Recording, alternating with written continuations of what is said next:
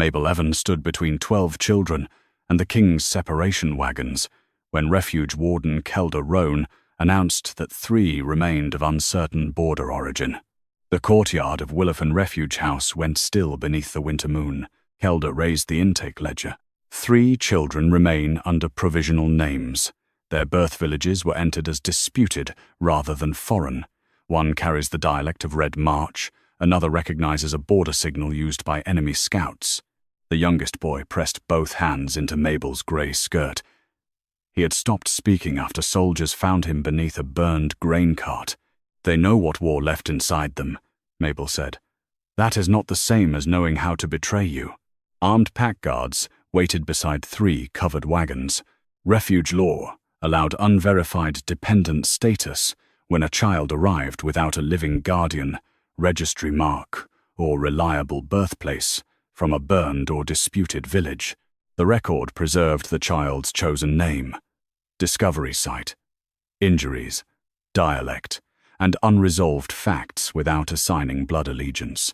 I entered every name they gave me, every place they were found, and every uncertainty they could not resolve, Mabel said. I filed the 3-day review notice and requested neutral kin searches. My office returned it for insufficient blood proof, Kelda replied. And now you call the absence your office refused to register concealment. The status required review within 10 days.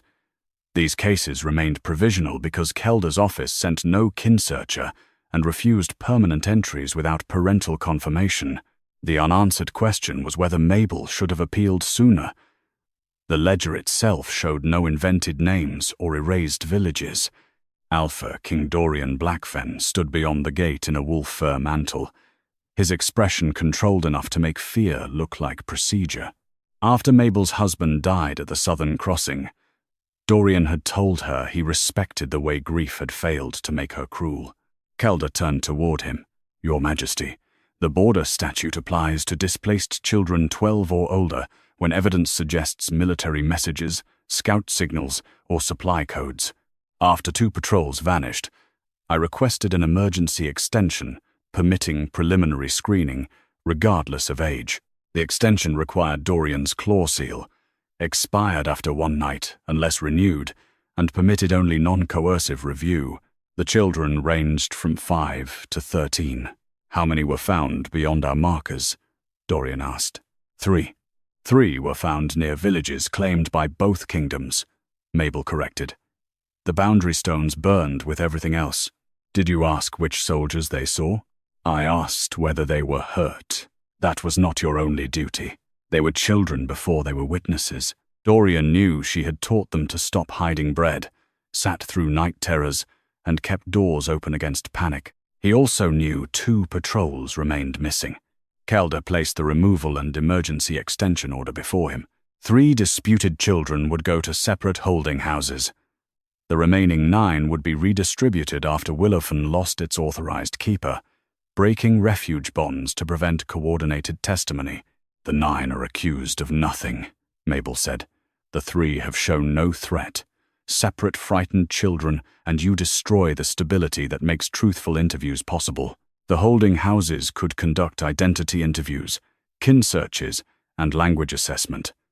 But not pain, forced loyalty oaths, adult military methods, or prolonged isolation. Dorian could reject or limit the extension, keep interviews at Willowfen with Mabel and a neutral advocate, preserve the cohort, or delay transfer until Kelda's rejected notice was examined. Appoint a neutral keeper and leave the cohort here, Mabel said. A replacement keeper would preserve the same shared account before separate review, Kelda replied. Dorian could reject that argument and preserve Willowfen under interim authority. He chose central control. Mabel Evern is removed from Willowfen authority, he said. She will remain at the outer boundary widow lodge pending inquiry, with shelter, counsel, and no contact with these children, unless summoned. I approve the 1-night emergency extension and cohort transfer. The widow lodge gave her shelter and counsel. It also placed the inner boundary, the refuge keys, and every child she had protected beyond her reach. Mabel looked at him. You once said you respected that widowhood did not teach me cruelty. I still do, only while it cost you nothing. The missing patrols cost me men, and these children cost you certainty. Kelda held out her hand for the iron refuge ring. Mabel removed it herself. You may remove my keys. You will not make them confess to a war they did not choose. Then she knelt so the children could see her. Give them your names. Tell them where you were found. You owe no one a lie, and you owe no one shame. The guards began separating the children by transfer category. The youngest boy would not release Mabel's skirt. A guard lowered a black separation cuff and reached for his arm. The cuff crossed Willowfen's licensed threshold. A thin silver line appeared across the boy's palm. Another surfaced on the crying girl's hand. One by one, the same mark became visible on all 12 children, a small wolf-shaped arc enclosing an open doorway. The wards had formed invisibly through completed sanctuary nights. Lawful intake, freely given shelter, retained names, no ownership brand, no blood oath, and no service debt. They recorded objective refuge conditions. Kelda raised her hand. Lower the irons. Hold the wagons beyond the threshold. No marked child moves until an independent sanctuary review. An active Sanctuary Moonmark imposed a 1-night and 1-day stay. The cohort could not be divided. Records had to be sealed. Interviews could continue only at Willowfen or another neutral child-safe location with a trusted advocate present. The sanctuary examiner could summon Mabel as the submitting refuge keeper and trusted child advocate, under counsel and without restoring her Willowfen authority. The marks did not cancel the security inquiry, restore Mabel's authority, or prove where any child had been born. Dorian stared at 12 marked hands surrounding the woman he had just banished. The marks had not named the children enemies. They had named Willowfen a sanctuary. The Sanctuary Moonmarks required Willowfen's 12-child cohort to remain intact until an independent examiner reviewed the refuge conditions. They did not resolve the 3 disputed birth records, Mabel Evern's delayed appeal, or the missing patrols Kelda Roan had used to justify the emergency extension. The Willowfen threshold had sent its activation through the district sanctuary bell, recording the refuge, hour, and 12 marked dependents. The nearest circuit examiner had to answer before the stay's first quarter expired. Neither Kelda nor Dorian could suspend the summons. Before dawn, the examiner arrived from a winter circuit lodge with 2 neutral clerks and sealed the intake room. The wagons remained beyond the threshold. The separation cuffs were boxed as stayed instruments. Mabel returned from the outer boundary widow lodge under counsel, without her refuge ring or Willowfen authority. The youngest boy crossed the room and took her sleeve. Kelda addressed the examiner. Her presence may influence the children's accounts. The marks require a trusted advocate, the examiner replied. She may steady them and clarify her records. She may not answer for them. Mabel knelt beside the boy. I will not give you words. I will stay while you find your own. Dorian remained behind the examiner. He had signed the transfer order, but held no authority over the questions. The examiner opened Willowfen's 3-day review notice. All 12 names appeared. The 3 disputed entries recorded the villages as disputed, followed by claimed by both kingdoms.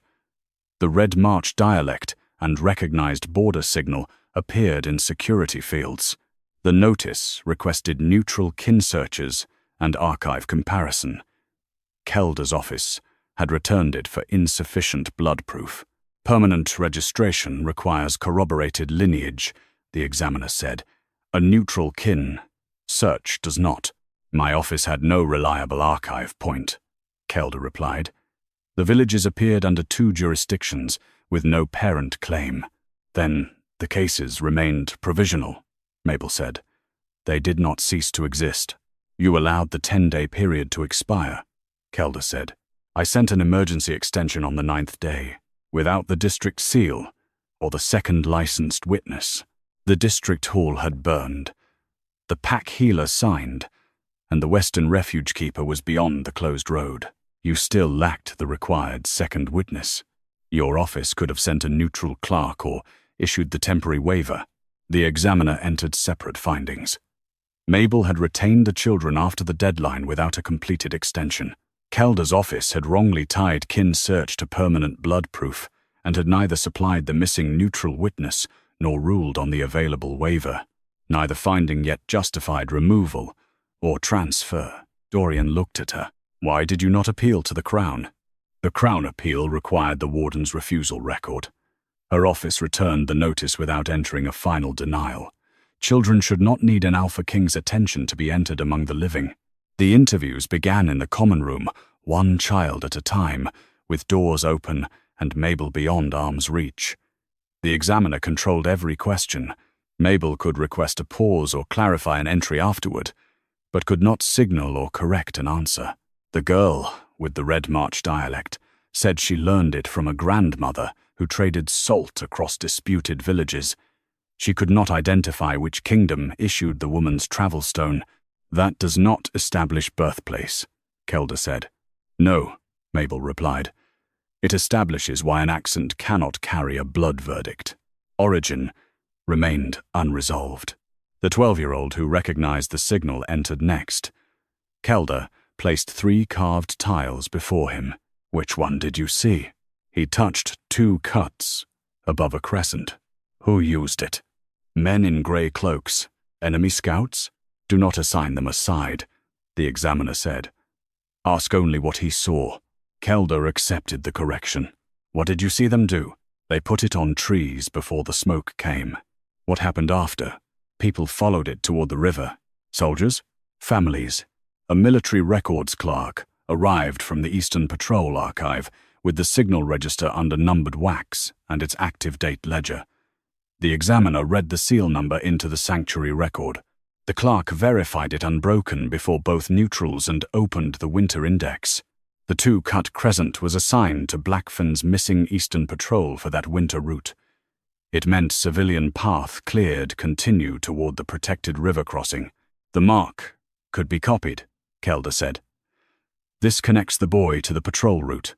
It does not prove who carved it. Dorian spoke to the examiner. Ask whether the grey-cloaked men reached the river. The examiner turned to the child. Did you see them reach the river? The boy gripped his chair. No. The fire came behind them.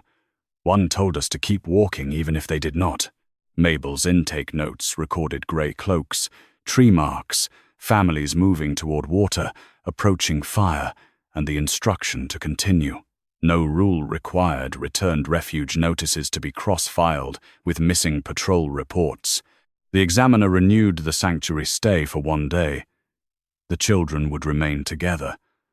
Mabel would continue as trusted advocate under counsel, but her removal and outer boundary confinement remained in force.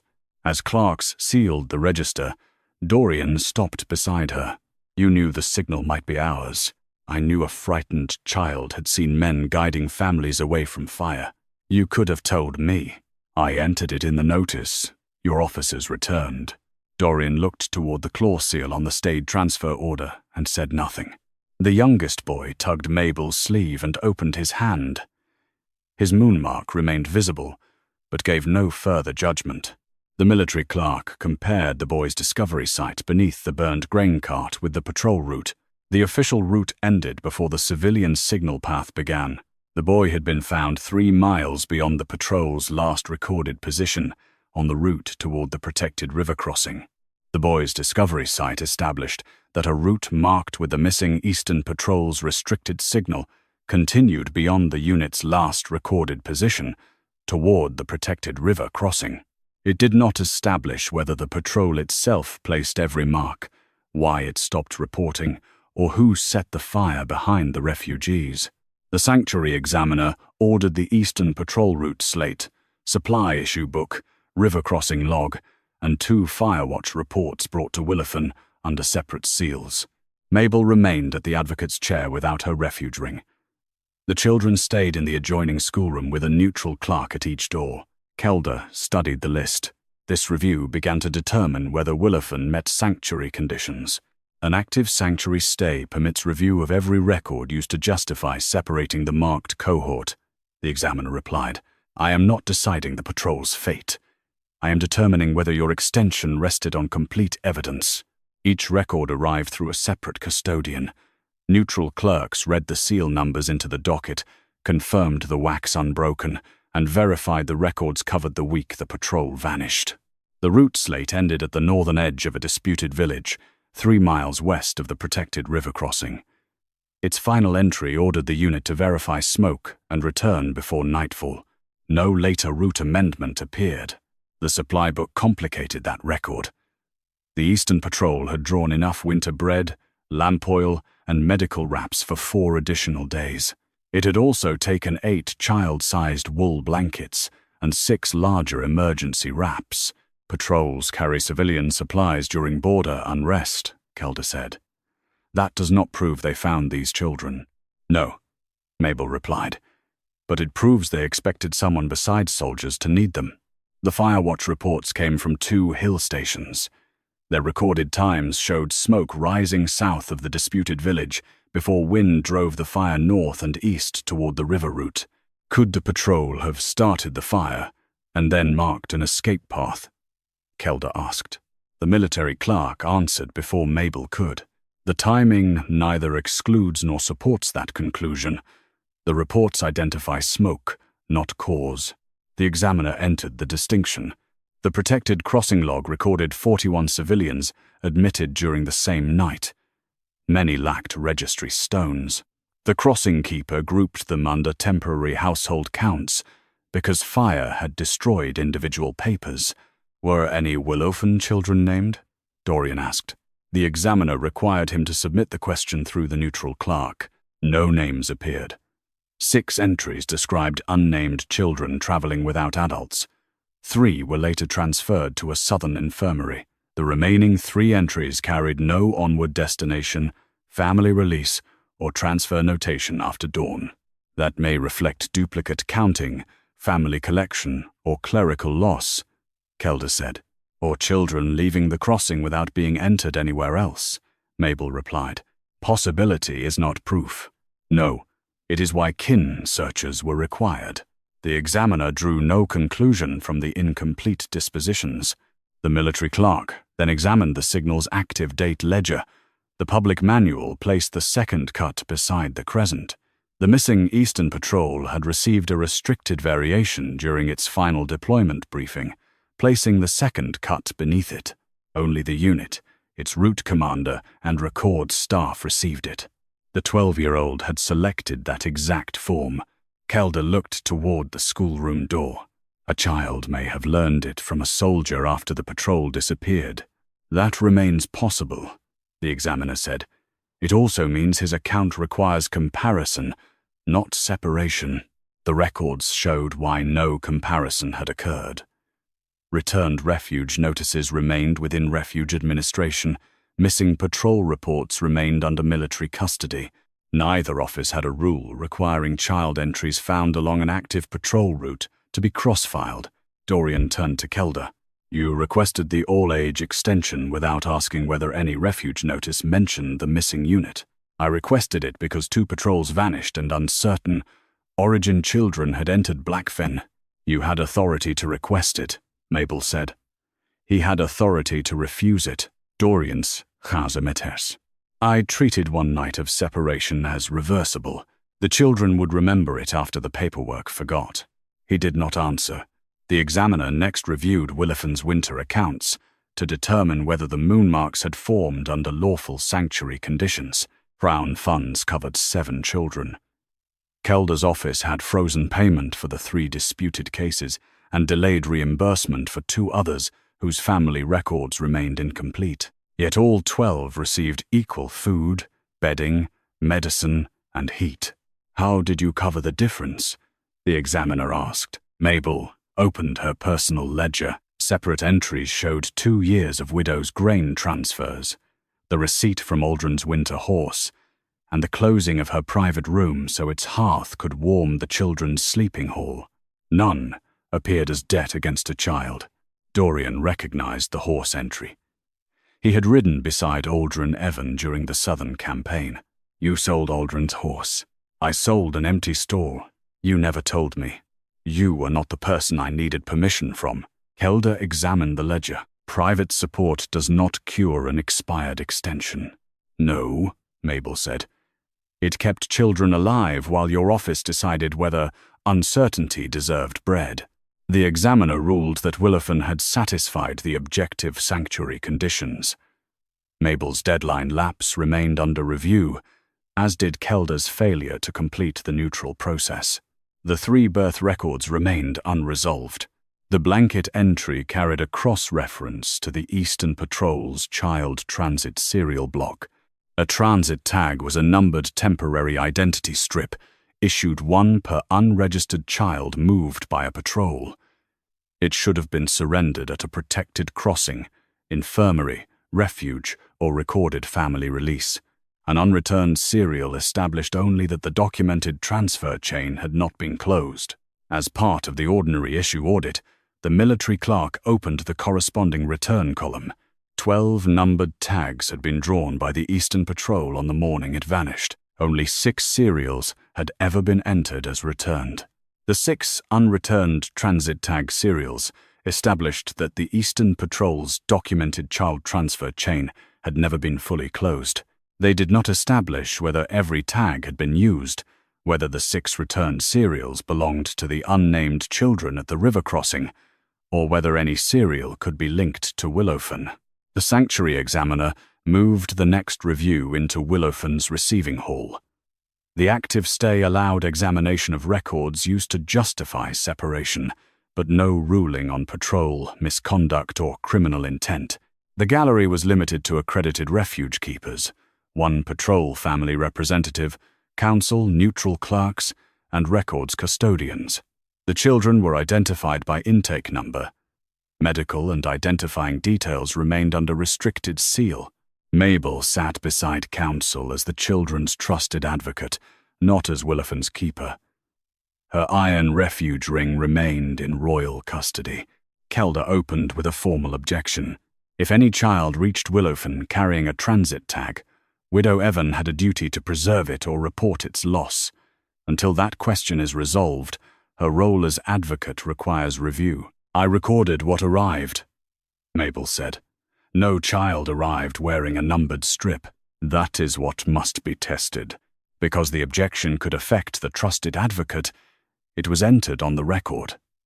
Mabel could answer through counsel, and no child could be questioned publicly about it. The examiner refused to remove Mabel without evidence of coaching, concealment, or interference.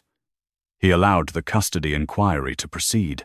A transit tag could be collected only by a protected crossing keeper, infirmary registrar, licensed refuge keeper, or named family receiver. Cancellation required the serial, destination, date, and receiving mark. The military clerk read the 12 issued serials into the docket. 6 appeared in the Crossing Archives return column.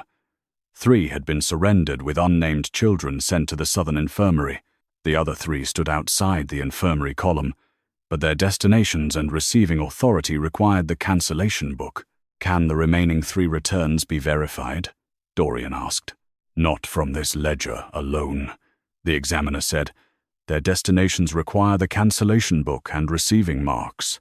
No serial had been returned under Mabel's personal mark. Kelda turned to Willowfen's intake inventory. The 12 children had arrived in 4 groups over 6 nights, from the river road, a burned chapel yard, an abandoned supply cart, and the grain cart where the youngest boy had been found. Before washing or mending, Willowfen recorded every garment, blanket, injury, and identifying mark.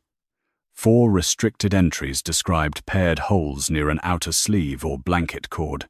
2 noted blue-gray fibers consistent with patrol wool. Transit strips used blue-gray thread and soluble cereal dye that could stain standard paired attachment holes. Boiling could erase the dye. Burning destroyed thread and residue. You recognized possible tag damage, Kelda said. I recognized cut cords and torn cloth. Yet you filed no lost tag alert. The lost tag rule was not printed in the refuge intake manual. It was in the border circular, a circular your office sent to district halls after ours burned. The circular had been issued 2 days before Mabel's first intake, but no receipt showed it reached Willowfen. Absence of receipt does not prove absence of notice, Kelda said. No, Mabel replied. And paired holes do not prove I removed what made them. Sanitation law required infested garments treated after inventory. The pack healer witnessed 3 pieces burned, and the rest boiled because several children were fevered. The material capable of carrying serial dye is gone, Kelda said. Would you have had me preserve lice for a cleaner inquiry? You could have cut away the marked sections. If I had known military tags used that stitch. The examiner ruled that Mabel followed sanitation law, but had not filed the specialized alert. No evidence showed Willowfen received the circular. The finding neither linked a tag to the refuge nor cleared the missing serials. Dorian looked at Mabel. Why did you never bring me the cord marks? You signed my removal before the intake inventory was opened. I am reading it now. After you made 12 children feel the wagons waiting for them. He accepted the answer without asking her to ease it. Kelda requested staggered interviews and separate waiting rooms within Willowfen, so completed witnesses could not rehearse pending accounts. Mabel would remain outside the direct answer line. The examiner approved the schedule but refused removal from the protected cohort. The 3 disputed birth records remained unresolved. The Red March dialect proved no birthplace. The restricted signal did not identify who carved it. The cancellation book custodian arrived under numbered wax with the destination index. Neutral clerks entered the seal, verified the dates, and opened the return pages. 3 infirmary transfers aligned by date and destination. 2 other entries carried valid household marks. The 6th return carried no valid household or infirmary destination. Its cancellation named Willowfen Refuge House. The date preceded Mabel's first recorded intake by 6 days. Who held receiving authority at Willowfen on that date? Kelda asked. Mabel's keeper warrant had begun, the examiner said, but no Willowfen intake entry appears for another 6 days. Did Refuge Administration receive a destination notice from her? The cancellation line was checked. The receiving mark was not Mabel's. One possibility is that the intake date was entered later, Kelda said. Another is that Refuge Administration closed the tag without her receiving mark. Both require the authority logs. Dorian could request a restricted session and insist that no accusation become a verdict before receiving authority was identified. He could not suppress a relevant challenge in a neutral review. He ordered Willowfen's opening records produced. Mabel did not look at him. Open them, she said. But enter that the Crown ordered my intake records produced before asking whose authority closed the tag. The Central Refuge Administration mark could be used by the warden, a warranted deputy, or an authorized transit clerk acting from a filed destination notice. It identified the closing office, not yet the individual hand or source document. The mark belonged to Refuge Administration. The examiner ordered the central authority log placed beside the cancellation book. No one leaves the receiving hall until the user code, source notice, and time of entry are compared, he said. A neutral clerk turned the authority ledger, so neither Mabel nor Kelda could touch it. The disputed cancellation had been entered at the 3rd morning bell, 6 days before Willowfen recorded its first child. Beside the Central Refuge Administration, mark stood a 4-stroke cipher. The record's custodian read it twice. Warden-level access. Kelda folded her hands. Warranted deputies used my cipher during emergency closures. Name the deputy, Dorian said. The duty roster was opened. One deputy had been escorting supply wagons north. The other had signed the Fever House inspection book 20 miles west. The transit clerk assigned to the central desk had possessed no authority to use a warden cipher without Kelda's physical seal. The examiner looked at her. Who held it? I did. The answer did not establish that Kelda had made the entry herself. It established that the cancellation could not have been completed without authority under her control. Kelda faced Mabel rather than the examiner. Your keeper warrant was active. Willowfen was an approved emergency destination. The office may have pre-registered a transfer that was expected to arrive. Expected from whom? Mabel asked.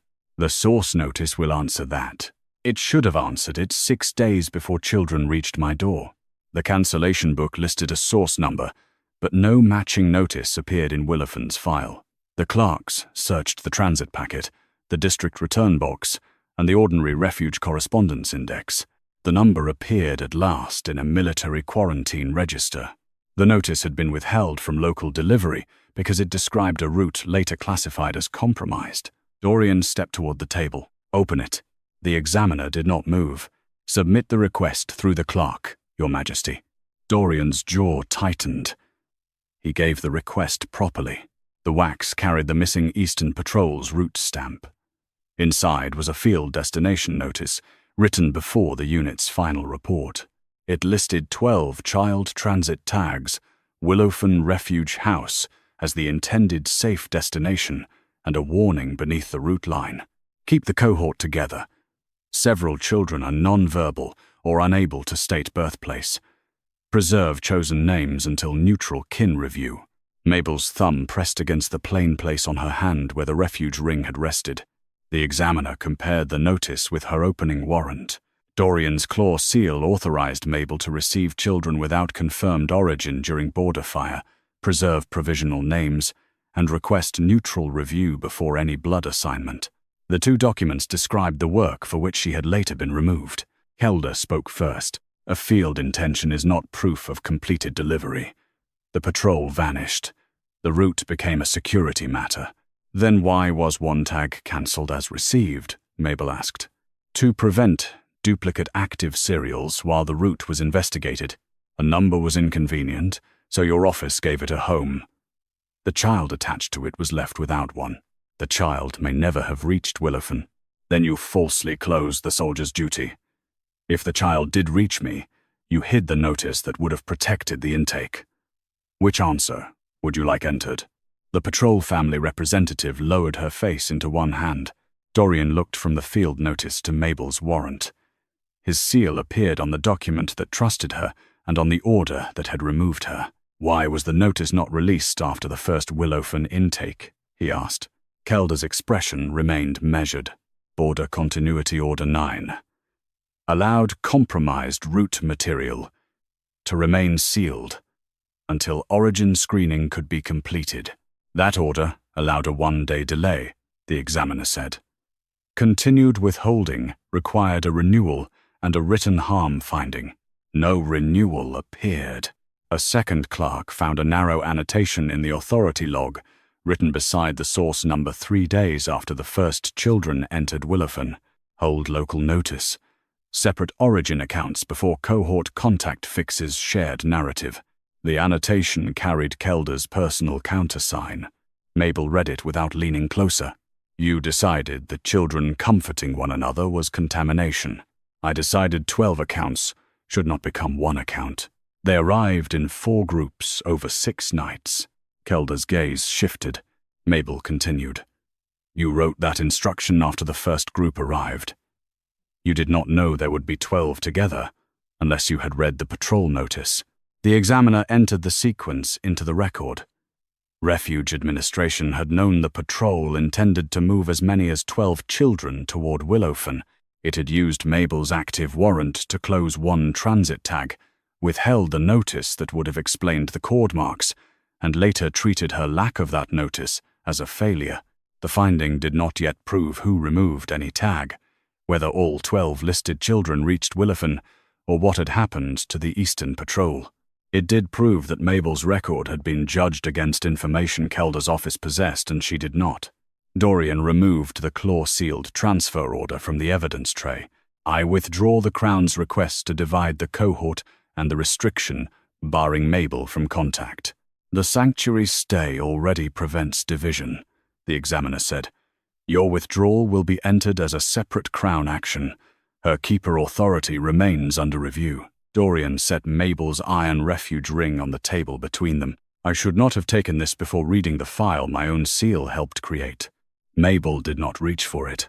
Do not return my keys as though the injury was private." His hand stopped. 12 children watched your guards bring cuffs to their home," she said. "Put the reason those cuffs were wrong into the same record that carried your order, Dorian turned to the clerk. Enter that I approved removal without comparing her warrant, her returned notice, and the warden's withheld route record. Enter that the failure was mine before it became theirs. The clerk wrote every word. Only then did the examiner lift the field notice again. There is an attached continuation sheet.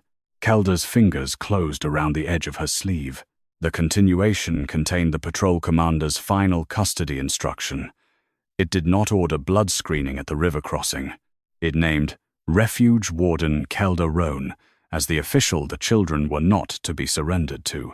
The examiner removed Kelda's access seal before anyone touched the continuation sheet again. This is not a finding of guilt, he said. It is a preservation order.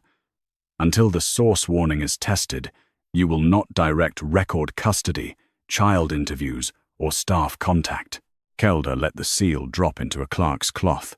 A dead commander's suspicion does not become law because it was written beside frightened children. Mabel looked at the line naming her. No, but neither does your suspicion become law because the children were too young to answer it.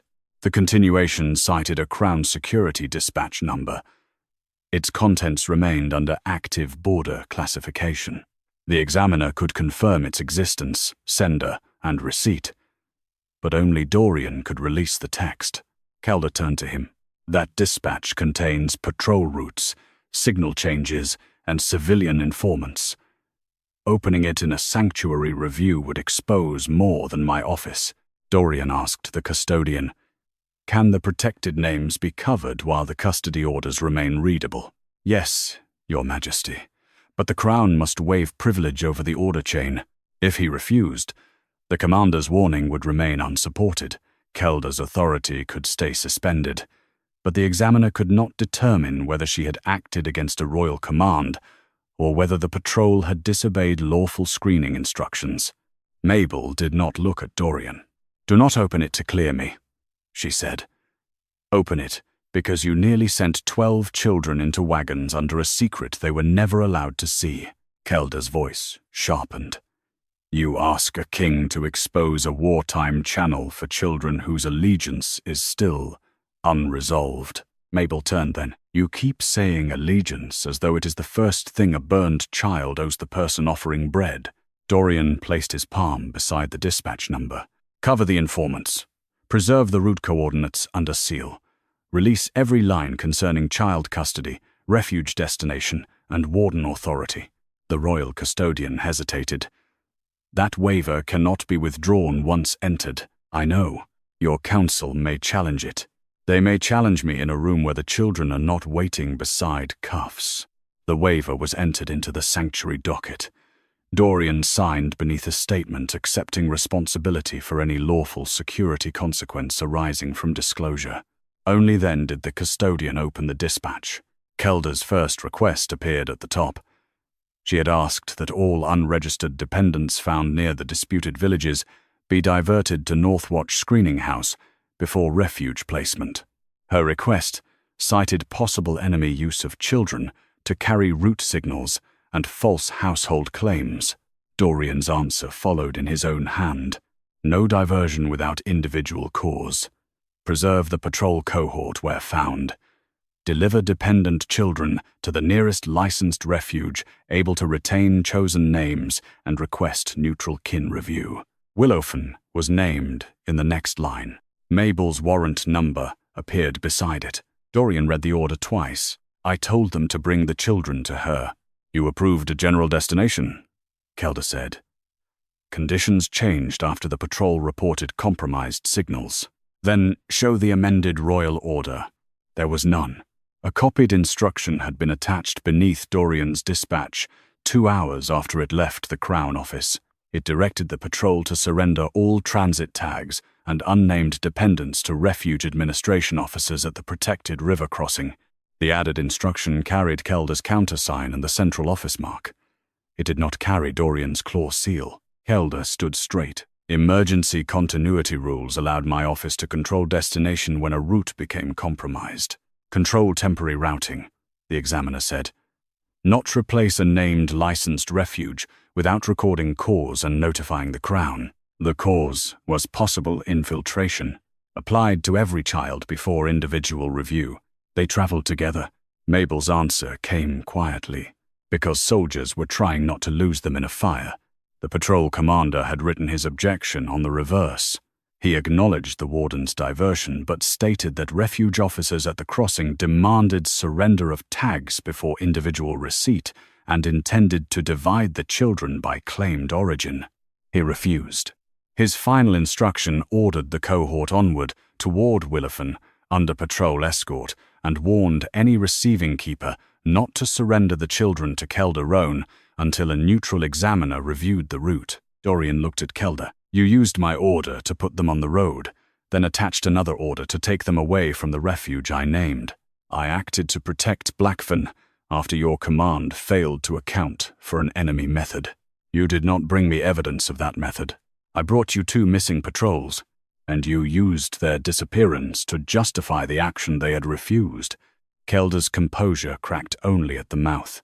You are choosing a widow's interpretation over the warden, who kept your border houses functioning through 3 winters.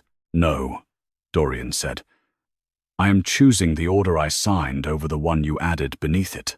He revoked Kelda's emergency extension authority, pending full review, and transferred all Willowfen custody decisions to the Sanctuary examiner. He ordered that no child be moved, isolated, publicly identified, or questioned outside protected interview rules without written approval. The decision stripped Refuge Administration of border emergency control during an active inquiry. Dorian's counsel could accuse him of weakening the kingdom while patrols remained missing. He signed anyway. Mabel watched the clerk sand the ink. You cannot repair the wagon order by making these children evidence against her, she said. They remain dependents under sanctuary protection. Dorian nodded. Write that too. Kelda laughed once, without warmth. She gives you commands now? She names the limit I ignored. The examiner returned Mabel's refuge ring to the evidence pouch rather than her hand. Her keeper authority still required a final ruling, but she would remain trusted advocate for the intact cohort. As the crown packet was being resealed, a clerk found a folded transfer slip lodged behind the copied instruction. It bore no child's name. The subject had been entered under a military deserter number and sent to a refuge administration, holding annex 6 days after the Eastern Patrol vanished. The receiving officer had written one identifying detail: Eastern Patrol survivor. The Sanctuary examiner ordered the holding annex sealed before the transfer slip left the table. Who authorized the classification? He asked. The custodian traced the deserter number to an intake code used for soldiers detained without unit confirmation. The subject had arrived unconscious, fevered, and carrying no weapon. Refuge Administration had accepted him from 2 river-crossing officers under temporary protective custody. No military tribunal had been notified. Dorian's voice lowered. A patrol survivor was held for 6 days without being entered among the missing. Longer, the custodian said. The annex record continues for 32 days. After that, the subject was transferred. To where? The final destination line had been scraped until the paper thinned. Kelda looked at the damaged entry. Annex ink fails under fever fumigation. That is not evidence of removal. Mabel studied the fibers. Fumigation stains a page. It does not scrape only one line. The examiner ordered the annex master book, medical register, guard roster, and transfer cart log produced under neutral seal. Until they arrived, Kelda remained barred from all staff contact. She faced Dorian. You have stripped emergency authority from the border during an active threat because one damaged paper pleased her. Mabel answered before he could. It does not please me that a wounded man was hidden while his family was told he vanished.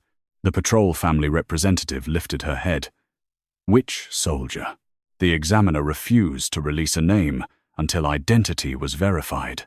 The deserter number had replaced it at intake, and the annex description listed only a male soldier, approximately 30 to 40, burn damage along the left arm, and a broken lower tooth.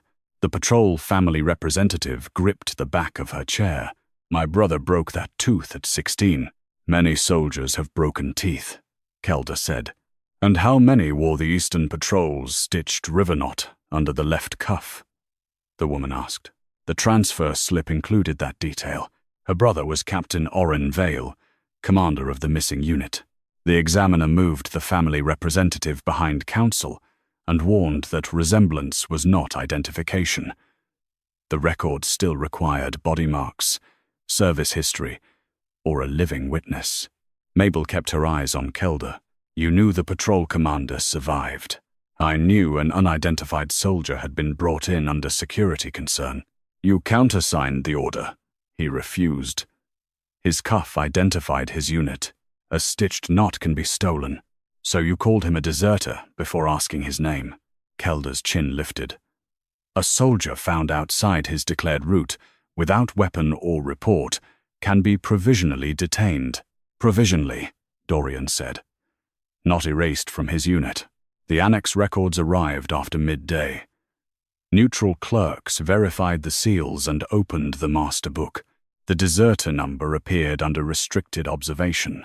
The intake note recorded smoke injury, a knife wound at the ribs, dehydration, and repeated delirious references to children, the river signal, and the warden's men. The first physician requested military notification. The request was crossed out. The second requested transfer to Crown Care after the patient spoke the name Willowfen. That request carried a denial code issued from Kelda's office. Kelda did not deny the code. He was unstable. Premature military contact could have exposed the holding site. Then why was no sealed notice sent to the Crown? Dorian asked. Because the survivor accused refuge officers while fevered. I needed corroboration before turning an administrative dispute into a border scandal. You needed him quiet, Mabel said. Kelda's attention snapped toward her. You sheltered children linked to a vanished patrol, missed your deadline, failed to report possible transit tag damage, and now you presume to decide what I needed. Mabel rested both hands on the table. I presume nothing. Your own books show what you prevented everyone else from knowing. The medical register contained 7 lucid interviews. Orrin gave his name, rank, unit, destination order, and the number of children traveling with the patrol. 12. He reported reaching the protected crossing with 6 children, while the others followed in a rear group through smoke. Refuge administration officers demanded all tags before allowing anyone through the gate. Orrin surrendered 6 to secure passage, then discovered the children were being sorted for separate screening. He took them back. The 6 returned serials belonged to the children he briefly admitted at the crossing. Their cancellation destinations had been altered afterward. 3 to the infirmary, 2 to households, and 1 to Willowfen. None of those destinations reflected Orrin's account. The examiner entered that the return ledger could no longer be treated as a reliable custody chain. The medical record continued. Orrin alleged that Kelda's crossing officers pursued the patrol after he refused separation. During the flight, fire cut the unit in 2. He ordered both groups toward Willowfen because Mabel's warrant allowed provisional names and intact refuge placement. Where were the other 6 children? The patrol family representative asked. The examiner read the answer. Rear group, with Lieutenant Sarvan. Last seen east of the Grain Road. Mabel pictured the 4 arrival groups. River Road, Chapel Yard, Supply Cart, Grain Cart. The children had reached Willowfen separately because the patrol had been split while protecting them. The records did not prove every Willowfen child belonged to Orrin's original cohort, but the numbers, routes, injuries, signal account, and garment holes now aligned. Dorian turned to Kelda. Where was Orrin transferred after 32 days? The cart log held the answer. The damaged annex page did not. No patient had left that morning. A sealed coffin had. It was registered as an unidentified deserter dead of fever and delivered to the northern Ashfield without family notice or military rights. The physician's final entry contradicted it. Patient alive at dawn. Walking with assistance. Requests Crown hearing. Beneath that line, someone had pressed Kelda Roan's personal seal into black wax.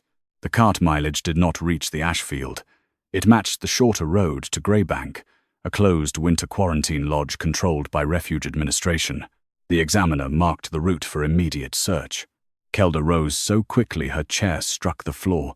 No one enters Greybank without fever clearance. Mabel watched her, not the chair. You were willing to send 12 children into separate wagons before sunrise, she said. Now one locked door frightens you. Dorian ordered Greybank secured by Crown Riders and neutral Sanctuary officers before Kelda could leave Willowfen. The examiner added one condition. No child travels. Widow Evern may attend only as trusted advocate if the search affects the marked cohort. Kelda stood beside the chair she had knocked over. Greybank housed fever cases.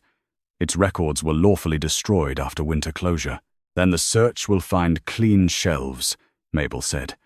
You should have nothing to fear. Greybank sat less than an hour north, beyond a flooded mill road. By the time the search party reached it, smoke was rising from the rear chimney. A quarantine keeper barred the gate. Winter bedding is being burned under standing sanitation order. The examiner held up the preservation writ. Extinguish every fire. Open the register room. The keeper hesitated until Dorian dismounted. Your next choice will be entered under your own name. The gate opened. Inside, 2 clerks were feeding bundled papers into an iron stove. Crown guards pulled the basket away, while neutral officers smothered the flames with wet sand. Several pages had blackened at the edges, but the bundles were tied by month and room number. Kelda arrived under escort. This is why fever records are restricted, she said. You are scattering contaminated material through a public inquiry. The examiner inspected the stove. The fire was lit today. Greybank closed 4 months ago. Delayed sanitation is not a crime. No, Mabel said. But timing becomes evidence when the fire starts, after a search is ordered.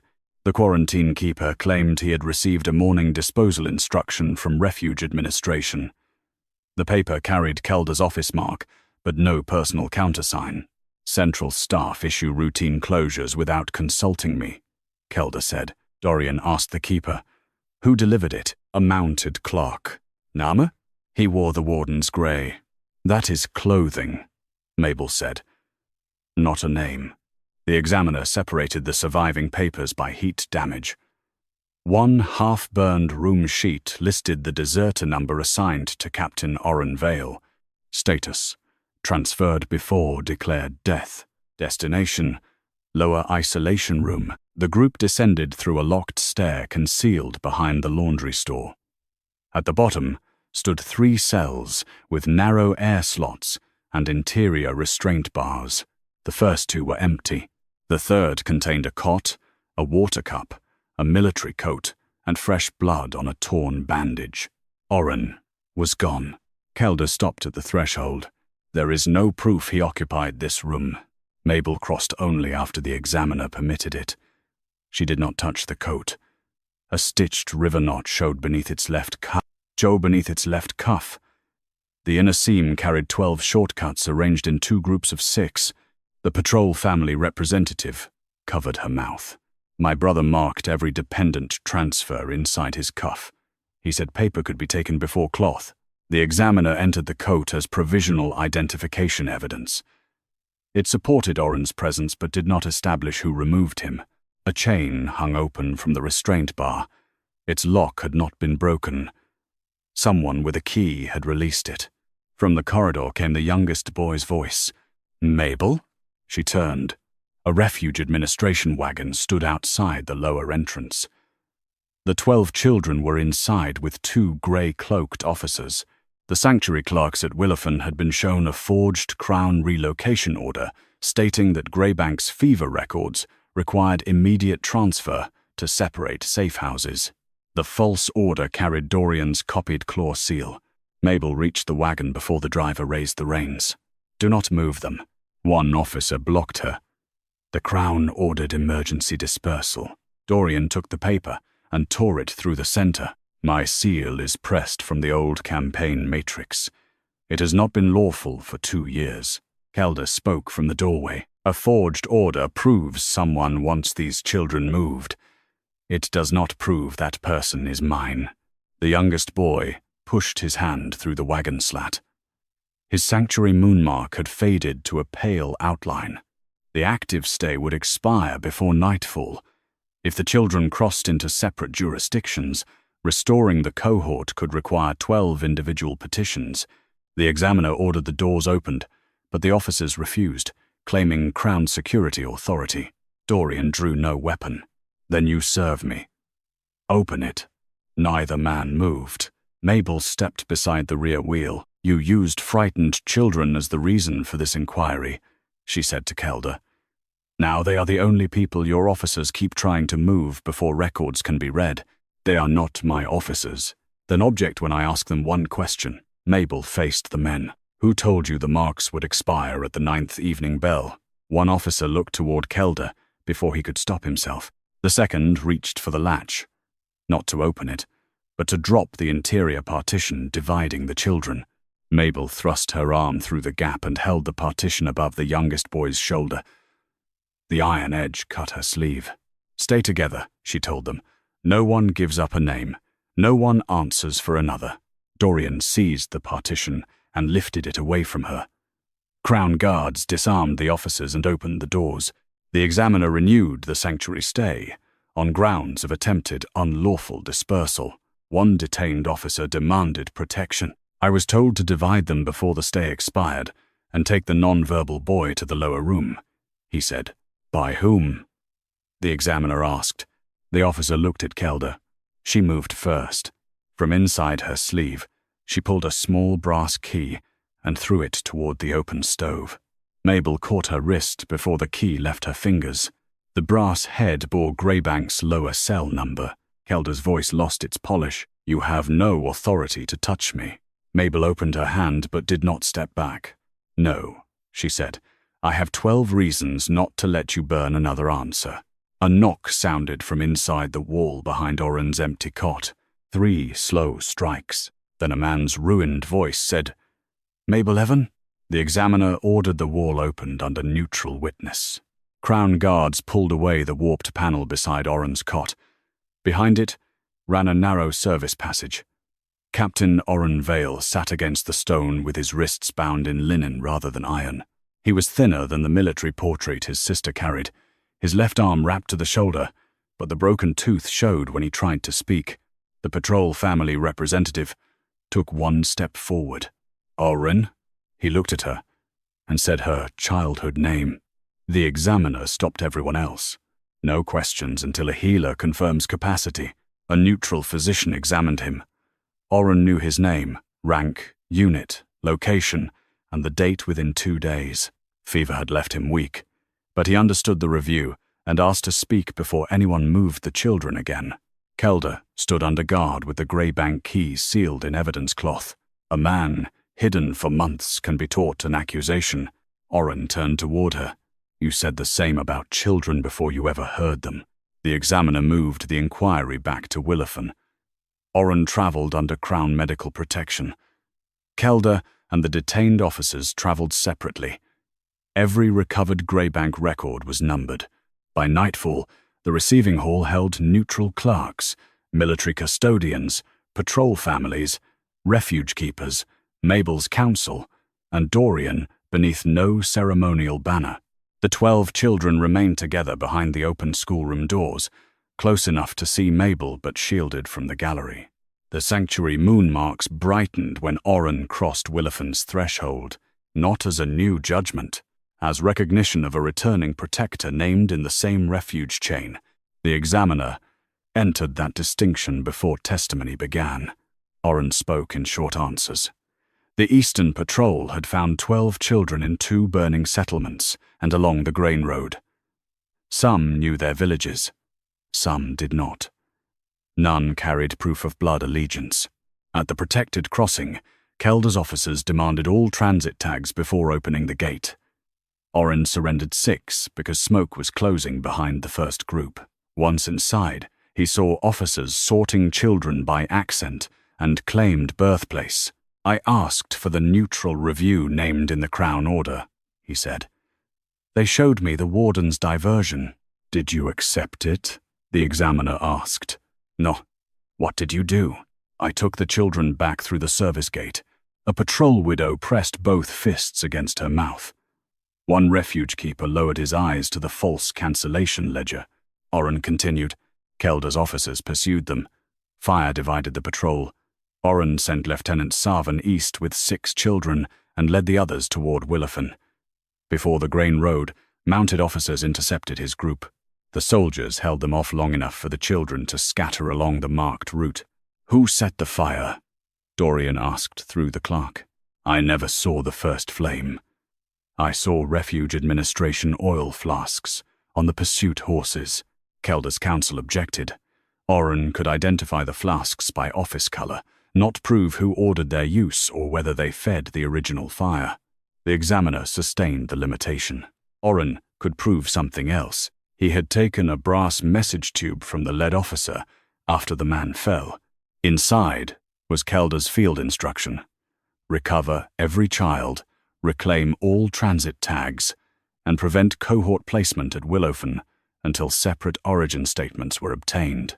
What happened to the tube? The examiner asked. I hid it in the grain cart with the youngest child. Mabel looked toward the boy. When he reached Willowfen, he carried no tube. Her intake inventory recorded soot beneath his coat, a split inner lining, and a hard bruise along one hip. The grain cart had remained in the burned supply yard because one wheel was broken. Dorian ordered it searched. Kelda laughed softly. After 4 months outdoors, you expect a paper tube to survive? Mabel answered without looking at her. You expected children to carry your fear longer than that. The searchers returned before midnight with a corroded brass cylinder found inside the hollow axle. Its cap bore the same lower cell key pattern as the Greybank lock. The examiner opened it after the military custodian confirmed the patrol scratch on its base. Inside, oilskin protected a field order, signed by Kelda Roan. It named Willowfen's intact sanctuary placement a security obstruction. It ordered officers to recover the cohort before Mabel could complete 3 lawful sanctuary nights, because once objective refuge conditions formed, division would require independent review. The order predated the Moonmarks. Kelda had known exactly what they would prevent. The youngest boy raised his marked hand from the schoolroom doorway.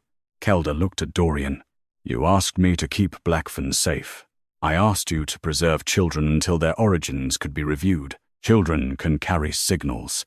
So can soldiers. You did not cage the patrol before hearing them. They disobeyed. They obeyed my sealed order. Oren's final evidence was a list written from memory during his first lucid week at the annex. 12 chosen names, 4 discovery sites, injuries, dialects, and the words each child used for home. The neutral clerk compared it with Mabel's intake ledger. Every name matched. Every discovery group matched. So did 11 injuries. The 12th entry described the youngest boy's silence and the burn beneath his right heel, a detail kept under Willowfen's restricted medical seal. The examiner entered the conclusion carefully. The 12 children at Willowfen were the cohort protected by the Eastern Patrol. Kelda's office had intercepted their lawful transfer, falsified cancellation destinations, concealed the surviving commander, withheld the patrol notice, and used the resulting gaps to justify separation. The 3 disputed birthplaces remained unresolved. Their right to sanctuary did not. Dorian stepped into the center of the hall and removed the claw seal from his wrist. My order placed these children with Mabel Evern. My failure to examine the record let another office turn that protection into suspicion. I signed the Wagons. I removed the keeper who completed the duty I had given her. He placed the seal before the examiner. Until Crown review is complete, no separation order will issue under this authority. Kelda's face changed at last. You would weaken the throne for a widow and 12 nameless children? Mabel rose. They were never nameless. You only needed them to be. At her words, all 12 Sanctuary Moonmarks opened from wolf-shaped arcs into complete silver doorways. Across the examiner's sealed docket, a 13th mark appeared beneath Mabel Evern's removed keeper warrant. The examiner closed the docket before anyone could touch the new silver impression. "The 13th mark does not appoint a keeper by miracle," he said. "It records that the sanctuary conditions were completed under Mabel Evern's warrant, and that her removal interrupted the lawful refuge chain." He ordered the mark copied by neutral clerks. Kelda's counsel requested immediate suspension. The mark appeared after public testimony shaped its meaning. "The marks formed before testimony," the examiner replied. "This entry recognizes the adult whose warrant held the refuge conditions together. It does not decide criminal intent, birth origin, or permanent appointment." Mabel looked toward the schoolroom. 12 hands rested against the open doorway. "Then decide what can be decided. They have spent long enough living inside everyone else's delay." The final rulings began at first light. The 3 disputed birth records would remain provisional. No kingdom or officer could assign foreign allegiance without verified lineage, a lawful family claim, or an independent origin finding. Neutral kin searchers would compare village rolls, crossing records, healer notes, and household testimony. Until then, each child would keep the chosen name entered at Willowfen. The cohort would remain together, unless an individual child requested otherwise, or a neutral welfare finding required separation. No military office could question them without a child advocate and sanctuary examiner present.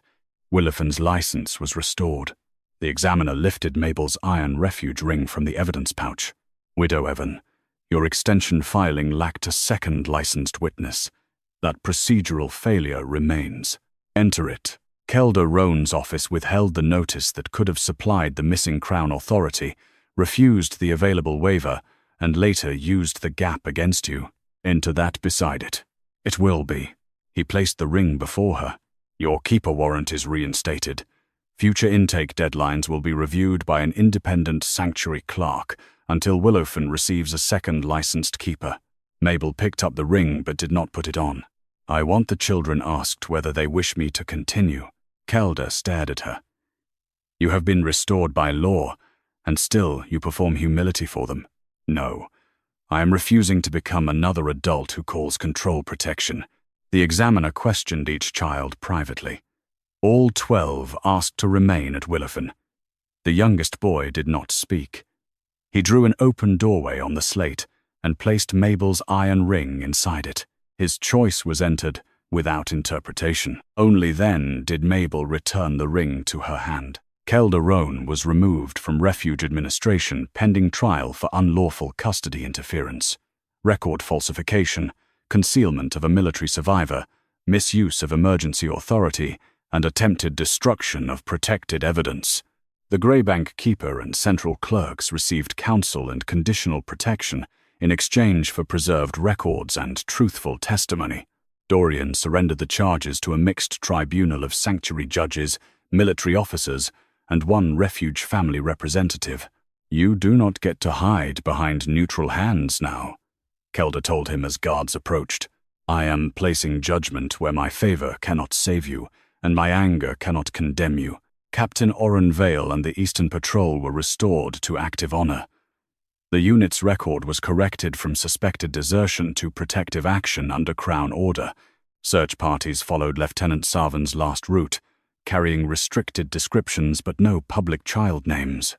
At the noon bell, Dorian stood in Willowfen's courtyard before refuge keepers, patrol families, and the guards who had brought the separation wagons. The wagons remained beyond the threshold as evidence. He read his original order aloud. Mabel listened without lowering her eyes. "I approved cohort transfer without examining the returned refuge notice, the active keeper warrant, or the warden's withheld records," Dorian said. "I treated separation as temporary because I would not be the one carrying it afterward." No advisor softened the statement. "I removed Mabel Evern from lawful work she completed under my authority. I placed fear above evidence already offered by children. The order is vacated, not because the Moonmarks embarrassed me, but because it was wrong." He faced the children. "You owe the Crown no gratitude for returning what it should not have taken." Then he faced Mabel. "I cannot ask you to trust the man who made the wagons lawful." "No," she said. He accepted it. You can make sure no future king can do it as easily, she continued. Mabel proposed a sanctuary amendment. Emergency child. Transfer orders would expire unless the issuing authority reviewed the complete refuge file. Disputed origin cohorts could not be divided merely to prevent shared testimony. Returned. Notices had to be cross-filed with missing patrol and civilian route reports, and every refuge would receive an independent appeal record, whether an administrator entered a final denial or not. Dorian signed temporary protections that day and submitted permanent limits to the Winter Council under his own name. Weeks later, Willowfen received its second licensed keeper. Oren began walking without assistance and visited the children only when invited. Kin searchers found surviving relatives for 2 children. One chose gradual contact. The other remained at Willowfen while learning the family she had thought dead. The 3 disputed cases were not forced into convenient endings. Their names remained valid while the search continued. On the first evening Willowfen opened for new intake, Dorian arrived without guards or royal mantle. He carried the repaired district appeal box and set it beside Mabel's desk. I brought the mechanism you said should not require a king. That is a beginning. He looked toward the courtyard, where the youngest boy was teaching another child to mark an open doorway. And for us? Mabel studied the man who had once mistaken control for caution and apology for repair. For you may come back when you have no order to give. Dorian left before supper. He returned the next week carrying firewood, and the week after that with no gift at all. Months passed before Mabel allowed him to sit beside her beneath the Willowfen lintel. He did not ask for her hand. He placed his palm upward between them and waited. She chose whether to close the distance. Inside, 12 children slept under names no office could erase. Above the threshold, 13 silver doorways remained visible in the winter wood.